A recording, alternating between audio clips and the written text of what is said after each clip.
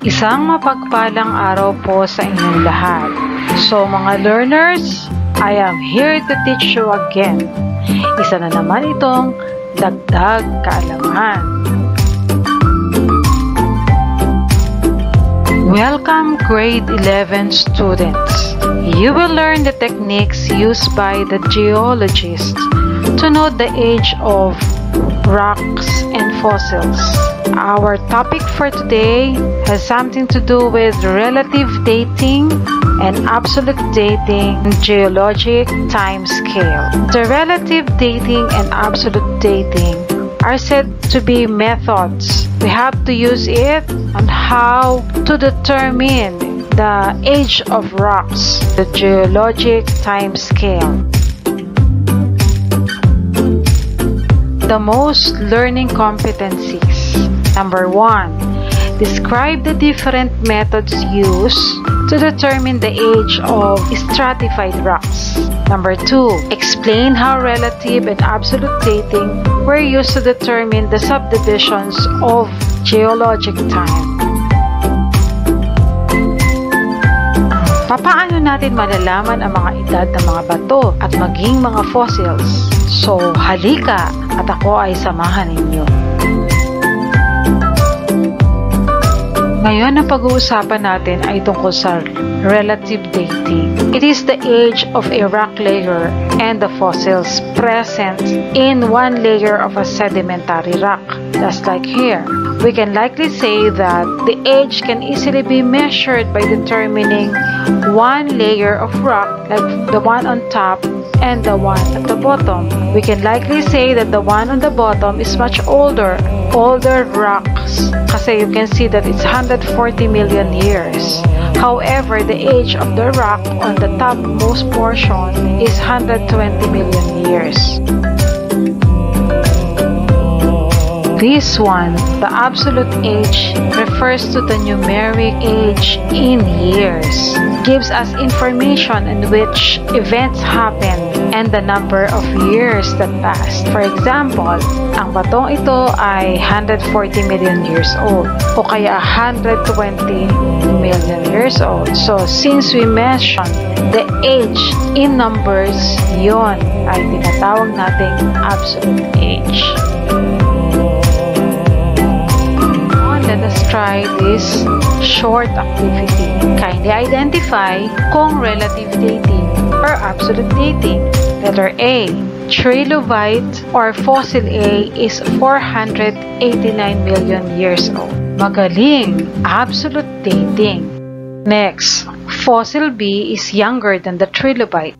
The right answer is relative dating. Now we're going to talk about principles used by the geologists to determine the relative age. Then, if you will notice on the other picture, the tectonic events may took place and may tilt some portion. We can likely say that this is a natural phenomenon or disaster, as we can call it. And this includes orogeny, which is said to be mountain building, earthquakes, and faulting. Principle of superposition states that sedimentary rocks become younger from the bottom to the top. This is because the younger layers of sediments always accumulates at the topmost portion. Ay kung magdudukal ka, yung nasa ibabaw, bata, at yung nasa mapunta sa ilalim, mas matanda. Number 3. The principle of cross-cutting is based on the fact that rocks must exist before anything else happens, like intrusions or dike cutting across rocks. Kung minsan kasi, meron tayong mga bato na makikita katulad itong orange na to. Nagkaroon niya ng crack at pumasok yung magma. Tinatawag natin itong intrusion. Okay? Ay mas bata kumpara dito sa kulay yellow na mga bato. So, itong araw na kulay blue, kung mapapansin nyo ay unti-unting mataas. Ang mga magma ay nagmumula sa ilalim ng lupa at umaakyat ito unti-unti pataas. At sa pagdaan ng mga panahon, nagiging bato rin mas bata kaysa doon sa mga katabi nilang bato. So tatandaan natin, ang tawag dito ay intrusion. Another example of cross-cutting is the formation of fault. Now, the rocks are older, so taking a look, that is said to be a space or a fault that is being made by the tectonic event. So, pagka siya'y bumuka, pwedeng mag-accumulate dyan yung mga sediments galing sa itaas. At napuno na ito ay pwedeng maging bato. So, itong arrow na ito, na kulay pula, ay pwedeng kung siya ay pataas ang direksyon, pwedeng manggaling ulit sa ibaba. Okay? Or pwede rin manggaling sa itaas ang ating mga sediments o mga silts. And then later on, this will become rocks again. And this is said to be younger rocks comparable to the rocks on the sides. Number 4, principle of faunal succession. It states that the species are found according to the period they appear. Class, you will notice that the animals are present in a definite and noticeable sequence. If you're going to use the radiometric dating, then you will know the rock and the fossils had the same age. Meron tayong mga index fossils. These animals that live for a short period of time before they become extinct can be used as index fossil. The trilobite that exists 590 to 250 million years.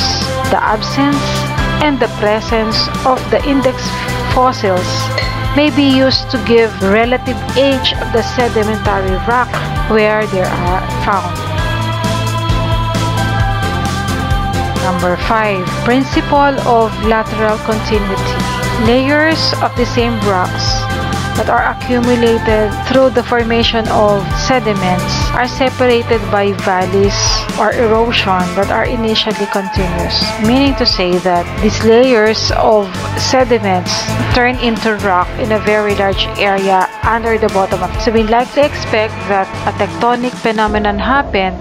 Ang ibang part ng lupang ito ay tumaas at nagkataon na nagkaroon ng erosion sa pagitan, and then makikita nyo parang may guang sa pagitan. Pero kung titingnan nyo yung layers sa picture, sunod-sunod, magkakapareho sila ng pagkakasunod-sunod ng mga layers. Now this time, the principles used by the geologists to determine the absolute age of rocks and fossils. Now, to determine the absolute age of certain fossils, we need to use radioactive elements because they are composed of unstable isotopes, so it can decompose spontaneously. So, ano-ano ang mga radioactive isotopes that are used for radioactive dating? We have carbon-14. Carbon-14, as time goes by, will turn into nitrogen-14. And these are found in all organisms that are alive before. For another one, potassium-40. Pagkatapos ng 1.3 billion years, take note ha, 1.3 billion years, it will turn into argon-40 o kaya calcium-40. So these are present do sa mga igneous rocks, volcanic rocks. Another radioisotope is the uranium-238, wherein after 4.5 billion years, siya ay magiging lead-206. The next one is uranium-235. After 710 million years, magiging lead-207. So this time, we're going to talk about carbon dating. When the organism is still alive, it absorbs all kinds of carbon, carbon-12, carbon-13, and carbon-14. When the organism dies, part of the organic material decomposes. So some parts may be fossilized, like the skeleton. The skeleton contains carbon-14 and it will take about 5,730 years para 50% na lang ang natira doon sa carbon-14. And kapag lumipas ulit ang panahon, yung 50% pwedeng maging 25%, pero we still have to wait for another 5,730 years. At kung gusto natin na maging 1/8 or 12.5% na lang ang matira doon sa carbon-14, we still have to wait for another 5,730 years. Now, speaking of carbon-14, which is a radioactive material, it is said to be the parent isotope, which is unstable form, and it tends to decay easily. Over time, the carbon-14 have to produce the daughter isotope, and which is the nitrogen-14. We have to use uranium-235. In the illustration, you can see that the rock contains uranium-235, and then finally, it tends to decay to 50% lead, lead-207. So, what is the age? How old is the rock now? So, the age of the rock is 710 million years old.